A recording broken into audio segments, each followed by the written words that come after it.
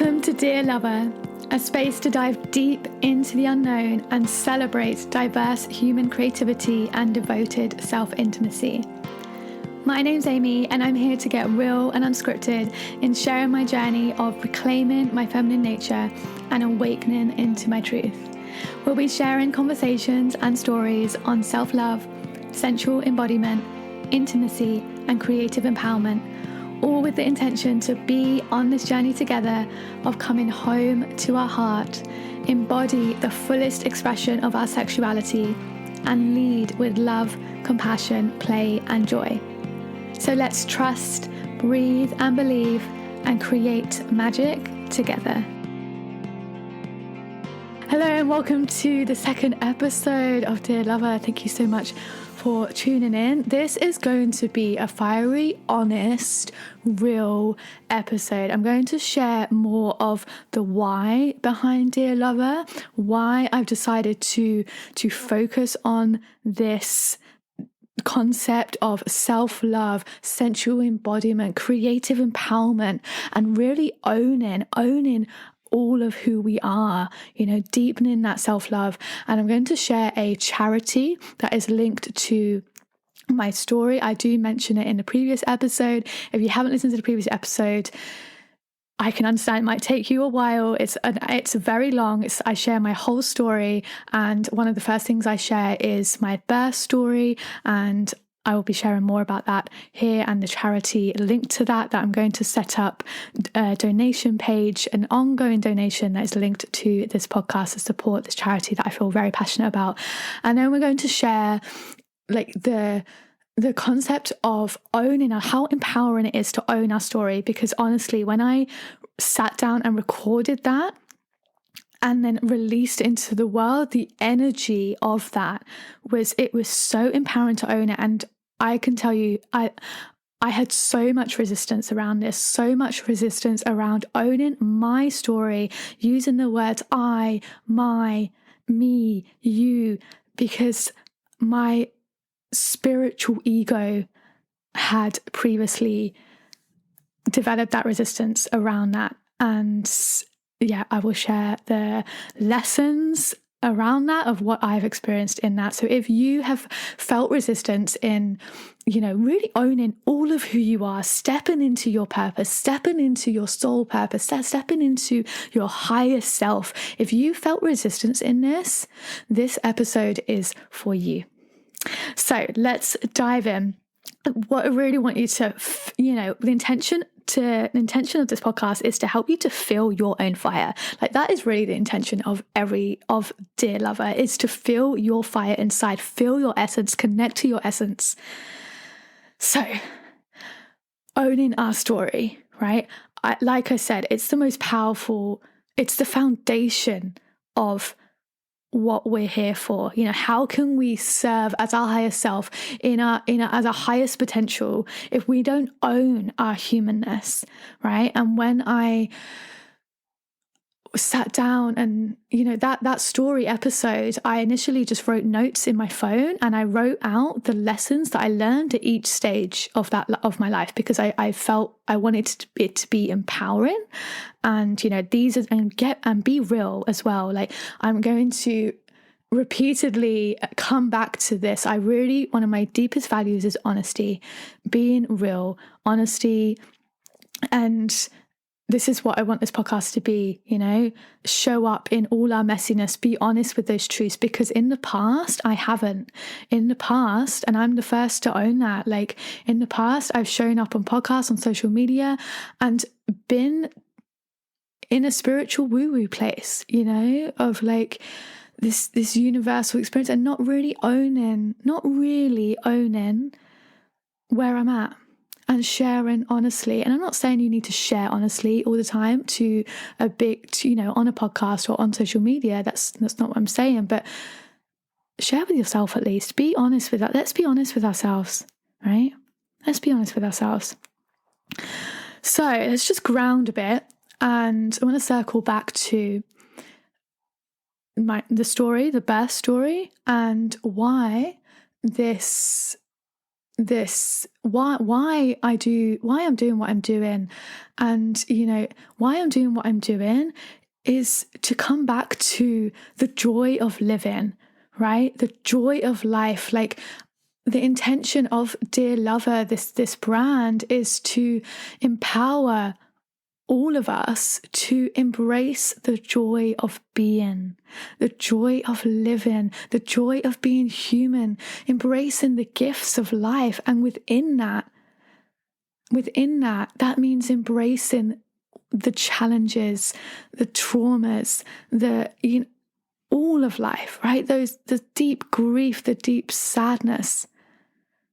Because the depth at which we can feel our grief and our sadness and the pain is a depth that we can feel ecstatic bliss and pleasure, and that pure gratitude to life. And this is what life is all about. Like, it is a gift that we are here.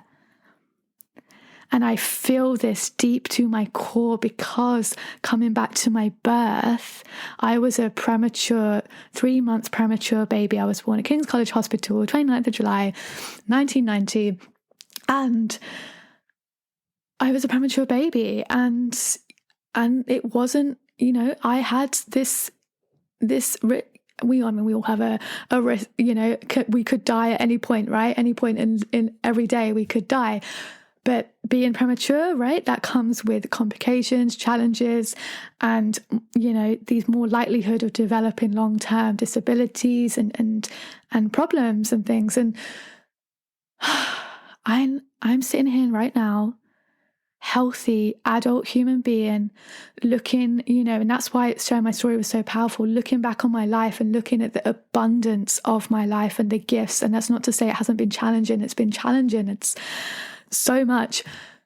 But like, that birth has helped me to realize the gift, the miracle of life. That's what I want. My intention here is to realize the miracle of yourself, the miracle that you are here, right?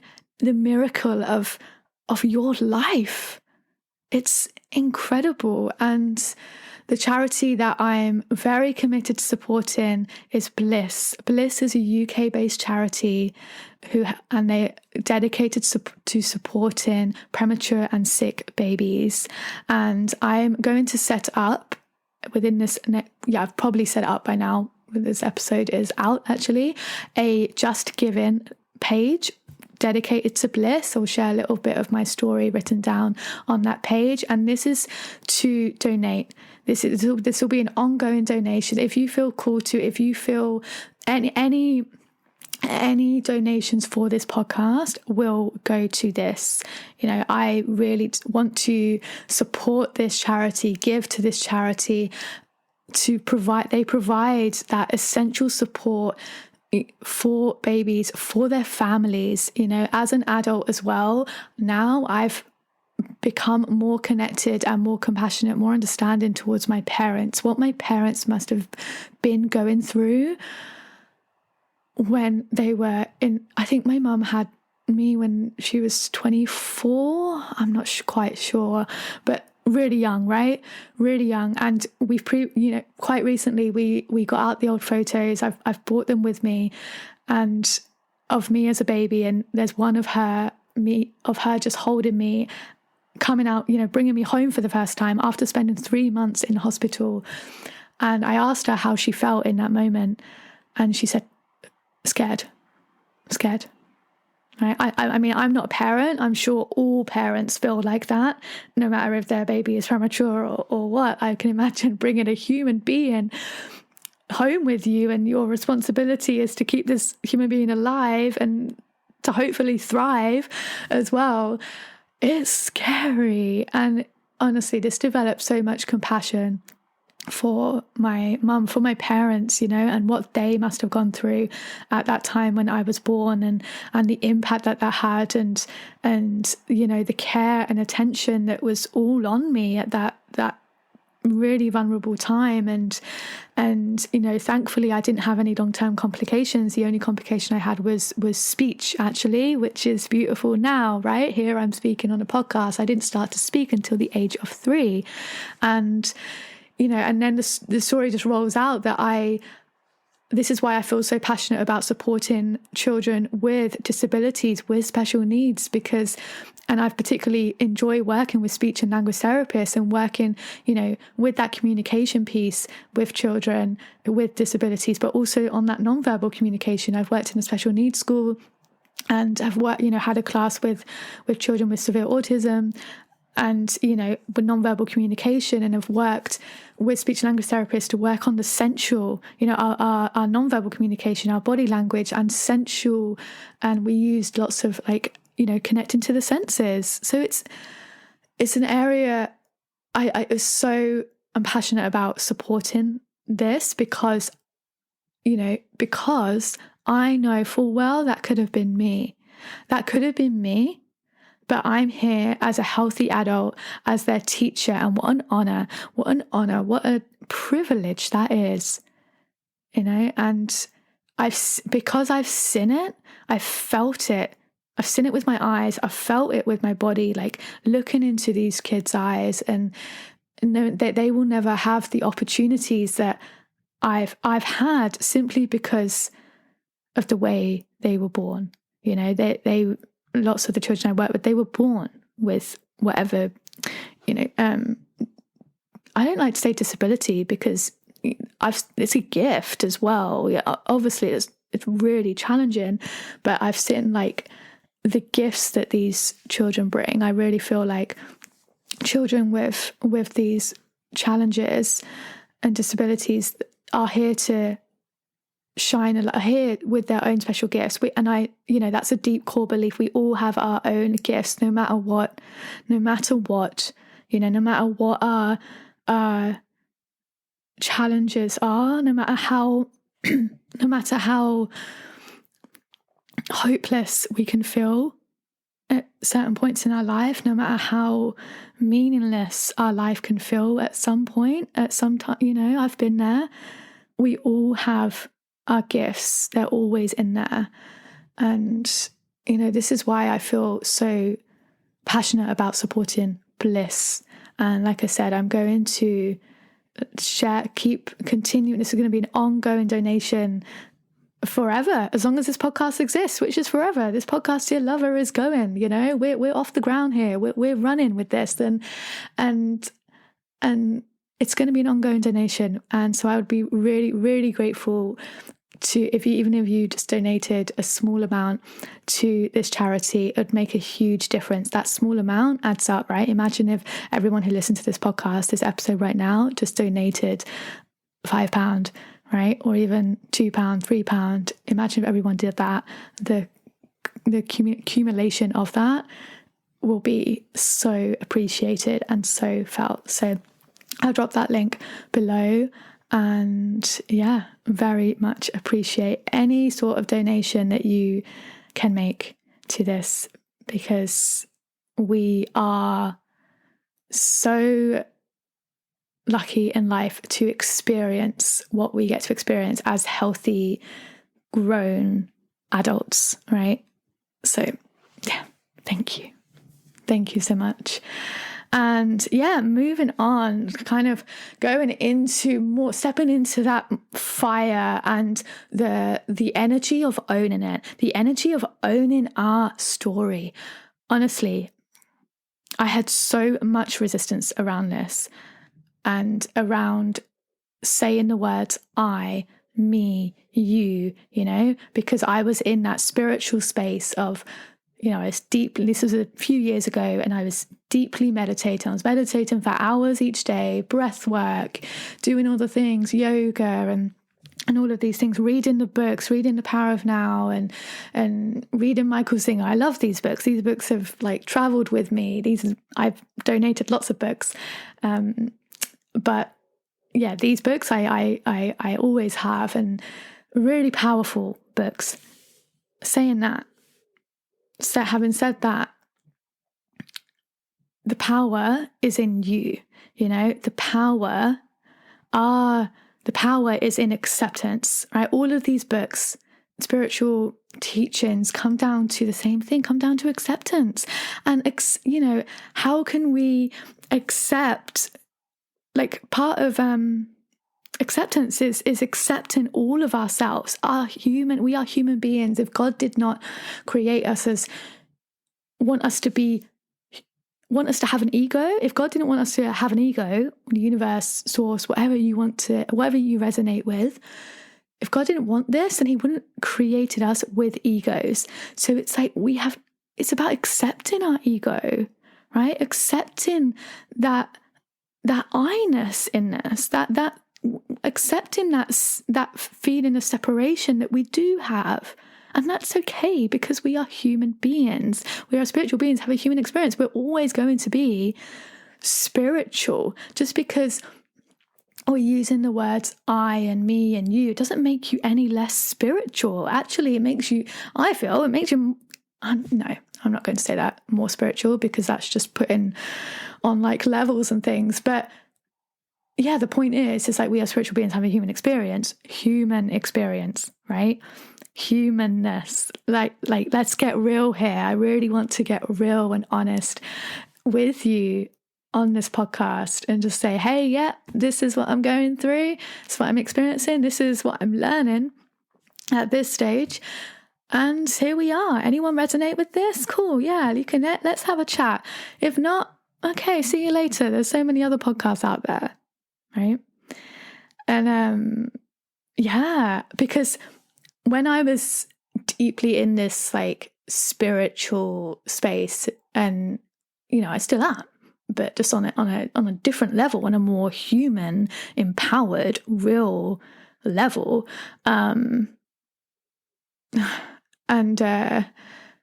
I've lost my trail of thought. You see, this will happen in an episode. I get fired up, and then I almost get too excited and too ahead of myself, and I lose my trail of thought. And yeah, self-love, right? When I was in this deep meditative space, meditating hours a day and all of that, I had this awareness come in, this deep awareness of because I felt it, right? I felt it in my body, of pure acceptance, oneness of now, in now. I really felt like I got the power of now, like what Eckhart Tolle had been talking about for all of his books. I get it. I feel more than that. I feel it. I feel it in my body. I feel like this divine union, this connection to all that is. Like I've had those experiences, and that then what came into my awareness was the concept of self-love doesn't exist. Self-love does not exist when we are fully acceptance of now, when we are fully present in now, because the English language as well is limited. This is what I realized when Eckhart Tolle says about this as well, and it's incredible how he's written about this, because our English language doesn't support spiritual truth. Like we are in the now. That signifies separateness, right? So even when we talk about it, we are separating the present moment to then talk about it. You know what I mean? I'm doing my best here, but you know what I mean? Like the fact is that our English language is something that we have created from our humanness to communicate and talk and connect as humans, but it doesn't support the spiritual oneness of life. But it's okay, because we need the English language to communicate, to be humans and connect, because humans, we're here to connect, right? So again, it comes back to like self-love doesn't exist. It doesn't, because when we are all acceptance in now, we are part of that now, we are part of that present moment, and yeah, like we don't need to love on ourselves because we're not separate from now, right?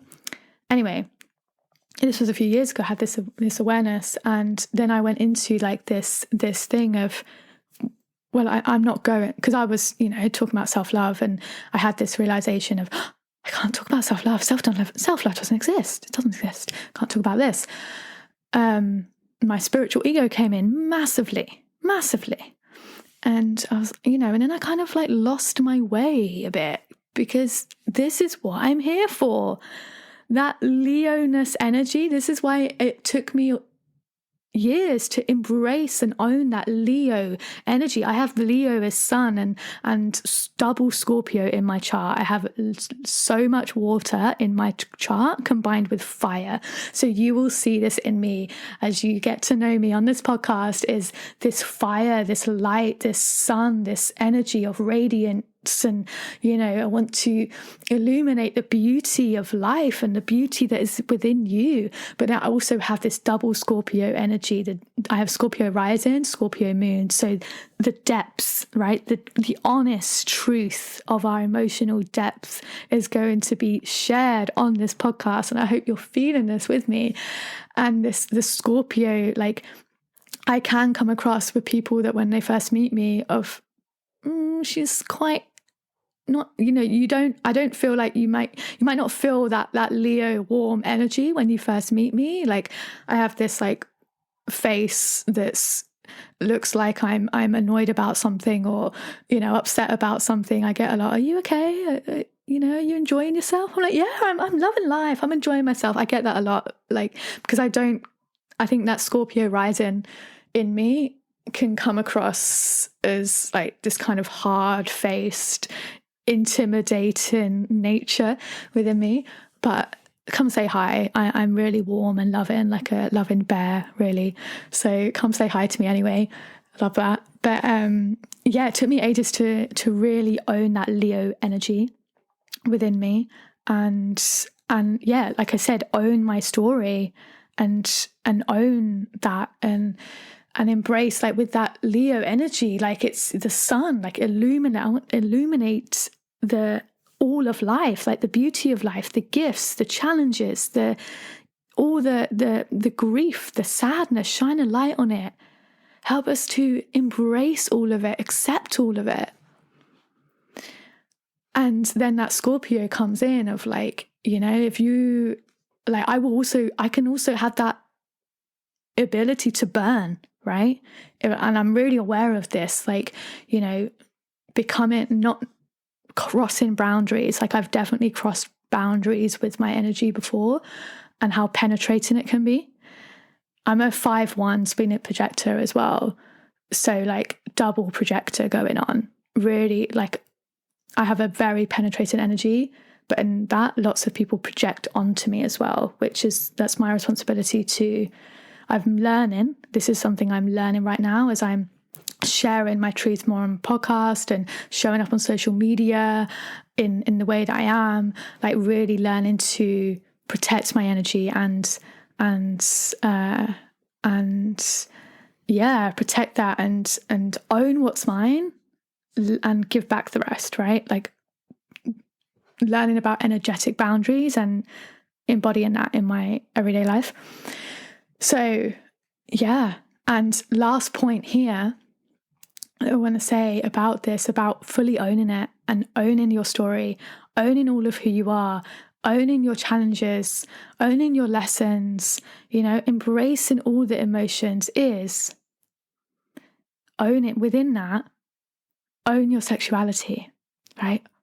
Oh, this is why we are going to talk about sensual embodiment, sexual empowerment on this podcast, because how can we talk about full acceptance, love and acceptance, without talking about our sexuality? We are sexual beings.